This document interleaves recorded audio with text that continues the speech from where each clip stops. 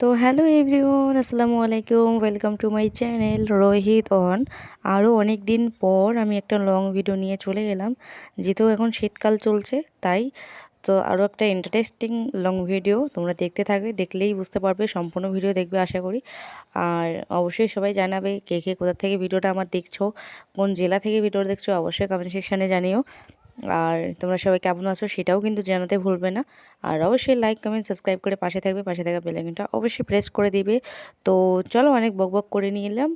So এখন ভিডিওটা start করা যাক, লেটস গো।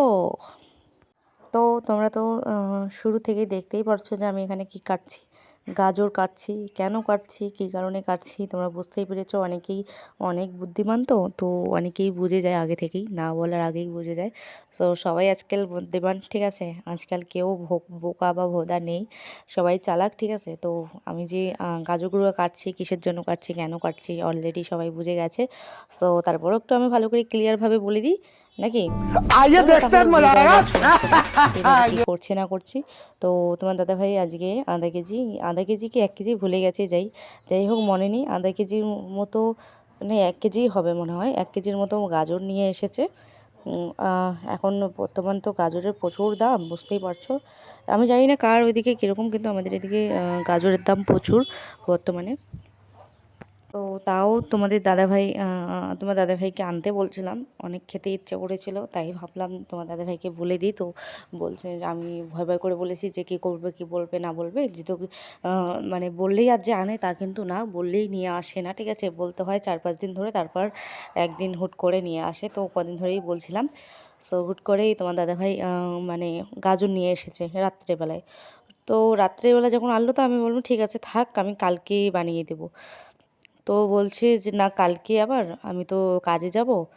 সো কালকে আবার কখন করবে না করবে, সকালবেলা শীতকাল, ঘুম থেকে উঠতে উঠতেই তুমি 8টা-9টা বেজে দাও, মানে বাজিয়ে যায়।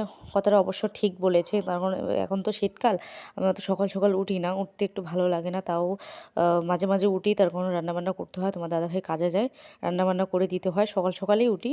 কিন্তু কোনো দিন যদি না রান্না করতে হয়, যদি মানে মাঝে মাঝে হয় না, সো সেরকম। সো ভাবলাম ঠিক আছে, যেহেতু খেতে চাইছে তোমার দাদাভাই, তো রাতের বেলাই করা যাক, ঠিক আছে। কাল সকালে মানে জানি না হ্যাঁতের দুনিয়া, ঠিক আছে, কে বাজবো কে না বাজবো কি। সো খেতে যেতে ইচ্ছে করেছে, তো ভাবলাম যে ঠিক আছে রাতের বেলাই বানা যাক। সো রাতের বেলা ভালো করে গাজরটা ছিলিয়ে নিলাম, আগে ধুয়ে নিয়ে এসেছি, কিন্তু তোমরা চাইলে রেসিপিটা ফলো করতে পারো, তার কারণ তোমরা এইভাবে বানিয়ে নিতে পারবে। তো ভালো করে গাজরটা আমি ধুয়ে টুয়ে ভালো করে ছিলে, তারপরে একদম ভালো করে একদম কুচি কুচি করেই আমি যে ইয়াটা দিয়ে কাটছি ওরকম তোমাদেরও থাকতে হবে, নইলে কিন্তু হবে না। ওটা দিয়ে কুচি কুচি করে কেটে রেখে দিলাম। তারপর তোমার দাদাভাই বললো কি, আমি ভাবলাম যে শুধু ওটাই বানাই, যেহেতু ভাত আছে ওটাই বানিয়ে হালুয়ার মতো করে এমনি খালি মুখেই একটুখানি খাবো, ঠিক আছে। ও বললো কি না, একটু রুটিও বানাও, তাহলে রুটি দিয়ে হালুয়াটা খেতে ভালো লাগবে, গাজরের হালুয়া আর রুটি ভালো লাগবে খেতে। এটা আমি বললাম ঠিক আছে। সো যখন খেতে চলো তো আবদার রাখতেই হবে, তো আমি ভাবলাম যে ঠিক আছে তাহলে বানা যাক। তো এই জন্য আমি আটাটাও বের করে নিয়ে আসলাম, আটাটা ভালো করে মেখে নিলাম, মেখে নিয়ে দেন আমি এখন রুটিগুলো বানাবো। আর আমার ছেলে এখানে এত দুষ্টুমি করতেছে, মানে তোমরা জাস্ট ভিডিওতে দেখলেই বুঝতে পারবে, যেহেতু রাত্রের বেলা ভিডিওটা অত ক্লিয়ার হয়নি, মানে কেমন যেন একটা অন্ধকার অন্ধকার ভাব, ঠিক আছে। সো একটুখানি কষ্ট করে অ্যাডজাস্ট করে নিবে, যেহেতু রাত্রেবেলা ভিডিও করেছি, তো আমার কাছে তো কোনো রিং লাইট ছিল না যে রিং লাইট জ্বালিয়ে আমি ভিডিওটা করব।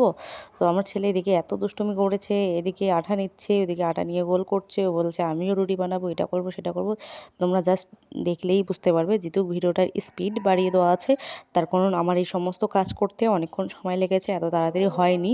তোমরা জানো এই কাজগুলো এত তাড়াতাড়ি হয় না, ঠিক আছে।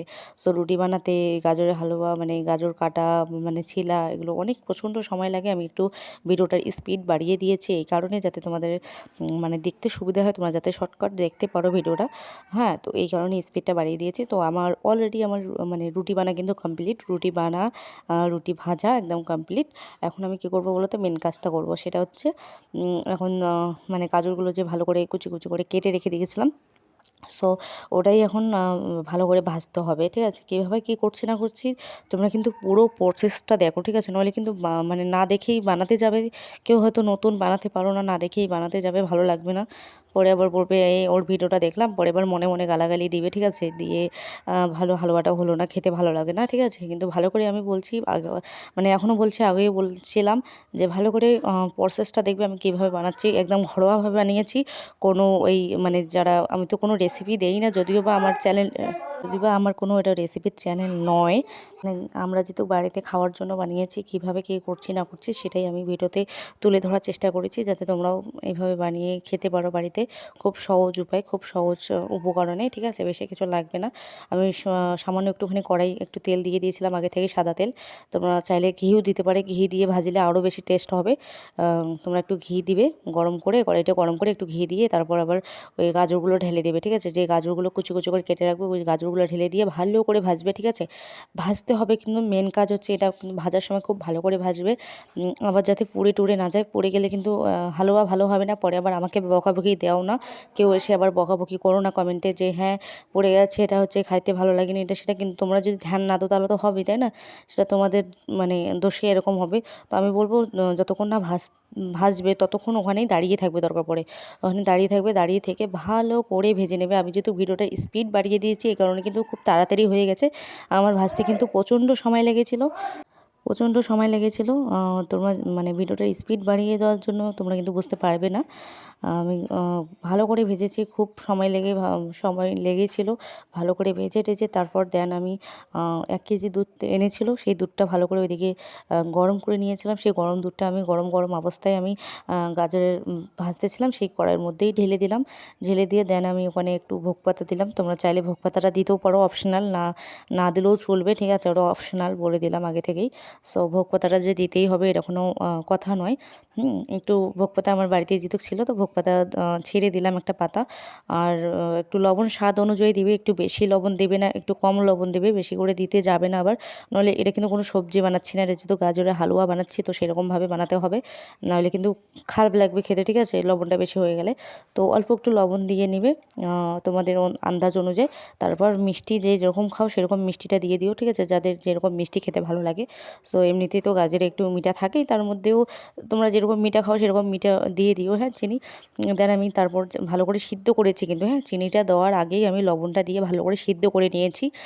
যেহেতু পুরো পর্সায় যে বললাম যে একদম অত লং ভিডিও করতে গেলে কিন্তু অনেক বড় ভিডিওটাও হয়ে যায়, এই কারণে আমি লবণটা দিয়ে ভালো করে সিদ্ধ করে নিয়েছি।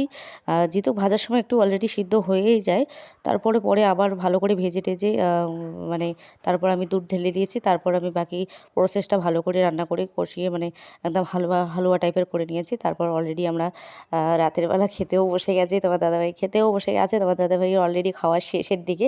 তারপর আমার মনে পড়লো যে না, ভিডিওটা যেহেতু কন্টিনিউ করছি, मैं भी অল্প तो একটু अनाथ ভিডিও हूँ, করে নিই খাবার টাইমে। मुझे भी एक निवाला সো তোমার खिलाओगी। দাদাভাইয়ের খাওয়ার শেষের দিকে আমার ছেলেও ওইদিকে তো আমিও খেয়ে নিই। টাটা, আল্লাহ হাফেজ।